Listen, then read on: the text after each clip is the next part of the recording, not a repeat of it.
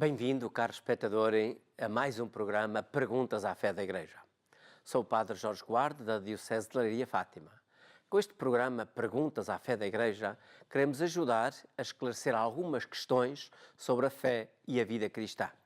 Sabemos todos, creio que também será o seu caso, que a fé e a vida cristã nos oferecem uma visão sobre a nossa vida pessoal e a integração no mundo, e ainda inspira-nos a participação na promoção e na salvaguarda do bem comum e na vida social. Sendo membros da sociedade, conforme vimos no programa anterior, temos o direito e o dever de participar na vida social conforme os nossos talentos, as nossas possibilidades. E, naturalmente, também consoante o desenvolvimento da nossa própria vida, em diferentes momentos da nossa própria história pessoal. Vamos então, neste programa, sobre a nossa participação na vida social, responder a estas três questões. Primeiro, o que é o bem comum? Segundo, quando é que a autoridade, que faz parte, é um elemento importante e estruturante da sociedade, é exercida legitimamente? E, por fim, como é que o homem participa na promoção do bem comum? Começamos, antes de mais, com a primeira questão sobre o que é o bem comum e, melhor, ainda antes, a resposta do Catecismo da Igreja Católica a estas questões pode encontrar-se nos parágrafos 1903 a 1926. E então, para começar com a primeira pergunta, ouçamos a opinião de algumas pessoas sobre este tema. Qual deve ser a participação de cada um na sociedade? A participação que cada um deve ter na sociedade deverá ser relacionada, no meu entender, com a solidariedade. Acho que devemos estar próximos uns dos outros e olharmos para aquilo que se passa à nossa volta, termos amor pelos outros. Eu acho que é um bocadinho por aí o caminho. Então, se nós, todos juntos, dermos um pouco do nosso tempo disponível, que todos têm, com certeza, é sempre muito fácil ajudar o outro. É uma das missões, uma das funções do homem, quando veio ao mundo, não é só contar consigo próprio, ajudar os outros, por que não? Então, na sequência do programa anterior, vamos então abordar a primeira pergunta. Falando da sociedade, o que é o bem comum?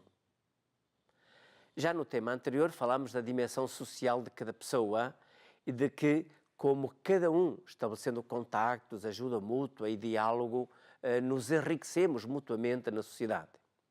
Mas também cada pessoa enriquece a sociedade e contribui para o bem comum. O que é isto, o bem comum? Ouçamos o que diz o compêndio do Catecismo da Igreja Católica na questão 407. Por bem comum, entende-se o conjunto das condições da vida social que permitem aos grupos e aos indivíduos atingir a sua perfeição. E, na questão seguinte, o próprio Catecismo clarifica o que comporta o bem comum, dizendo o respeito e a promoção dos direitos fundamentais da pessoa, o desenvolvimento dos bens espirituais e temporais das pessoas e da sociedade, a paz e a segurança de todos. Destes dois excertos, sublinho estes pontos para esclarecer o que é realmente o bem comum na sociedade. E, antes de mais, trata-se de um conjunto de condições de vida social.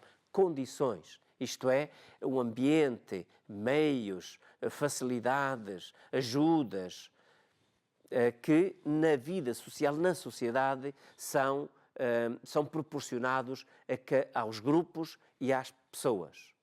E com uma finalidade que é a de permitir atingir a perfeição das pessoas ou dos grupos. Isto é, o máximo de desenvolvimento, correspondendo às suas expectativas e, sobretudo, às suas necessidades. Isto não apenas das pessoas, mas também dos grupos, conforme dizia o compêndio do Catecismo. E então, quais são essas condições para que grupos e pessoas possam desenvolver-se plenamente? Em primeiro lugar, os direitos fundamentais da pessoa. Os direitos fundamentais da pessoa são um bem comum. São um bem que abarca, um bem de que devem usufruir todos os membros da sociedade. Os direitos fundamentais. Toda a gente é sujeito de direitos que devem ser reconhecidos, promovidos e garantidos, efetivamente, a todas e a cada uma das pessoas. Depois há também o desenvolvimento dos bens espirituais e temporais. Cada pessoa, para se desenvolver como pessoa, necessita de um conjunto de bens espirituais. Podemos pensar na inteligência, no próprio espírito, na confiança, nas expectativas de futuro, na fé, nas vivências religiosas, ou então bens temporais, como casa, alimentos, saúde, etc. E também tudo isso, ligados ao bem das pessoas, constitui bem comum, naturalmente, ao qual todos devem ter acesso, que devem ser garantidos a todos, digamos, na justa medida. E depois ainda há outros bens, como a paz e a segurança de todos, que são também imprescindíveis, efetivamente, para que cada pessoa e todas as pessoas, no contexto da sociedade, possam viver bem, possam sentir-se à vontade e possam desenvolver-se plenamente. Também estes bens da paz e da segurança social e da segurança fazem parte deste bem comum. Mas podemos acrescentar igualmente, não vem mencionado diretamente nestes parágrafos do Catecismo, mas a liberdade. A possibilidade de uma pessoa poder determinar-se a si própria, poder orientar-se, poder estar, por assim dizer, à vontade no respeito por si próprio, no respeito pelos outros. E portanto, todos estes elementos que foram mencionados, trata-se de um bem de que todos usufruem, todos os membros da sociedade usufruem e para o qual contribuem também. Portanto, não é algo apenas de que temos direito, é também algo para o qual temos que contribuir conforme as nossas possibilidades, conforme os nossos talentos e conforme as várias oportunidades que nos são dadas ou que nós vamos conquistando, por assim dizer. E, portanto, trata-se daquele conjunto de condições nas quais cada um de nós, cada pessoa, cada membro da sociedade pode usufruir. São bens de todos, são bens que estão disponíveis para que todos possam usufruir deles. E ninguém se pode apropriar, por assim dizer, desses bens. Mas, para que esses bens possam realmente ser usufruídos por todos e também para que todos possam contribuir para a disponibilização do bem comum, é importante a figura da autoridade. Aqueles que têm a responsabilidade de governar uma sociedade, seja ela, como dissemos no programa anterior, a família, a sociedade civil ou as sociedades que se constituem livremente no contexto da sociedade civil. Então, quando é que se exerce quando é que uma autoridade é exercida legitimamente? Ouçamos o que o Catecismo da Igreja Católica nos diz no parágrafo 1903. A autoridade só é exercida legitimamente na medida em que procura o bem comum do respectivo grupo e em que, para o atingir, emprega meios moralmente lícitos. No caso de os dirigentes promulgarem leis injustas ou tornarem medidas contrárias à ordem moral, tais disposições não podem obrigar as consciências. Neste caso, a própria autoridade deixa de existir e degenera em abuso de poder. Aqui não se entra propriamente na questão da legitimidade da constituição da autoridade, se é por eleição, se é por nomeação, se foi recebida por herança, ou então se resulta da opção pessoal, de um compromisso pessoal, como no caso da família e da autoridade dos pais, mas apenas no que torna legítimo o seu exercício. Quando é que uma autoridade age legitimamente, partindo do princípio de que foi também constituída legitimamente. Antes de mais, quando procura o bem comum da sociedade ou de todos os cidadãos e o bem comum da própria sociedade como está constituída, e não os próprios interesses. Portanto, os membros, aqueles que exercem a autoridade, não procuram os próprios interesses, mas o bem comum, o bem de todos. Depois, se emprega meios moralmente lícitos e não a fraude, o abuso de poder ou então a violência ou outras formas de coação sobre aqueles que estão sob a sua dependência. E ainda se promulgam leis justas e não tomam decisões arbitrárias e injustas quando não se regulam por leis, mas é a vontade de quem exerce a autoridade que decide ora para aqui, ora para ali, conforme a sua vontade ou conforme os seus interesses. Trata-se de promulgar leis justas e leis que são efetivamente para todos os cidadãos.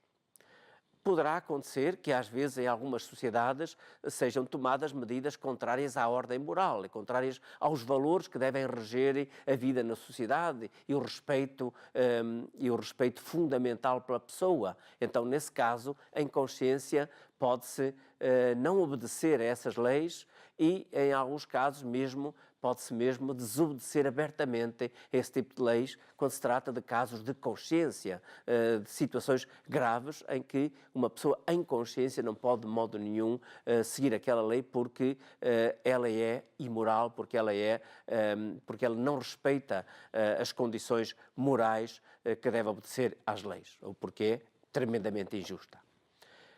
Se alguém governar fora das condições de legitimidade, então o seu exercício da autoridade degenera em abuso de poder e, consequentemente, perde a legitimidade no uso do seu poder. É aí que depois entram muitas vezes as censuras públicas ou então que entram também a ação da justiça, etc., e que leva, por vezes, à destituição das pessoas no exercício da autoridade que lhe foi confiada ou que assumiram.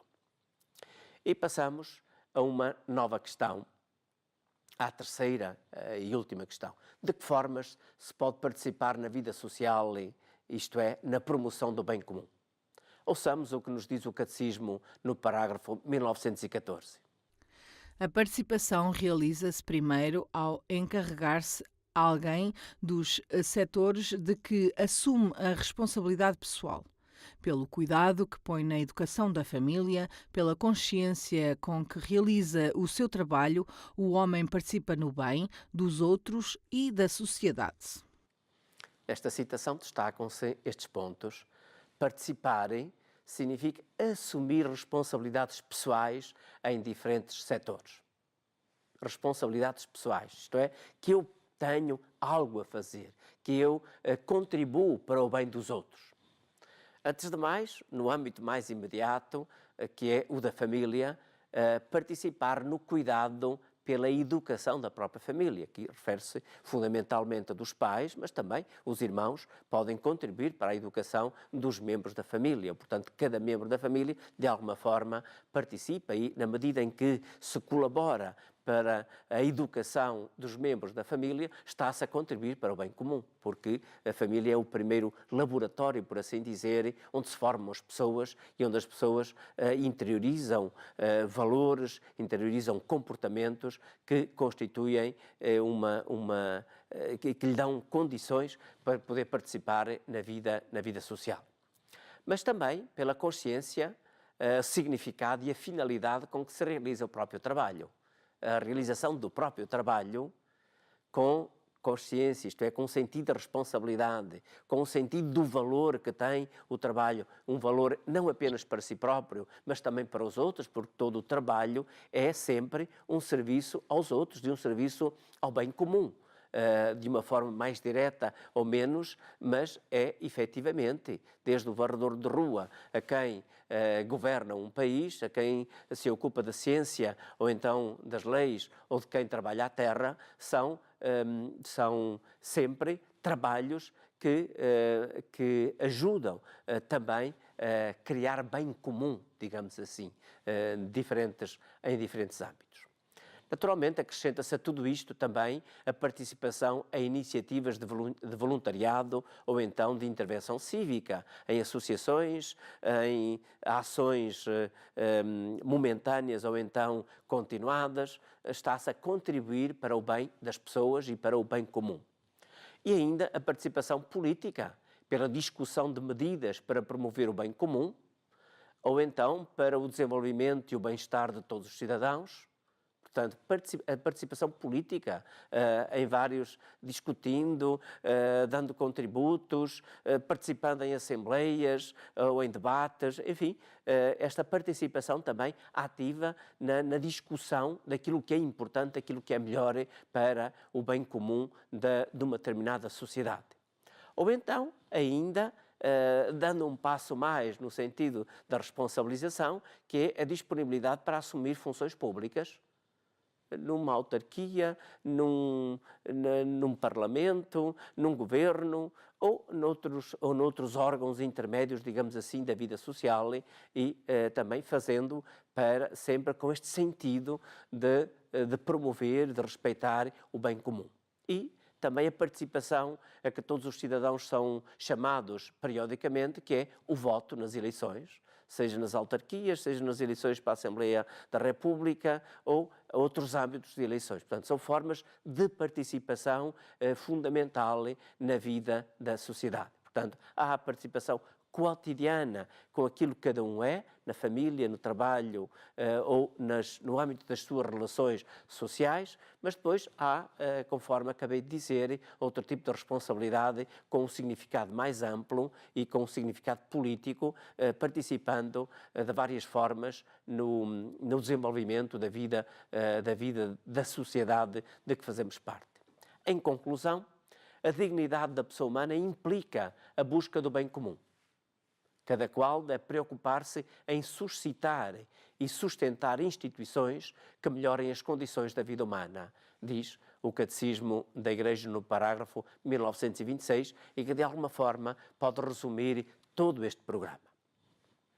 Aproximamos-nos do fim e vamos ouvir o testemunho de alguém que nos vai dizer de que modos está a participar na melhoria da sociedade.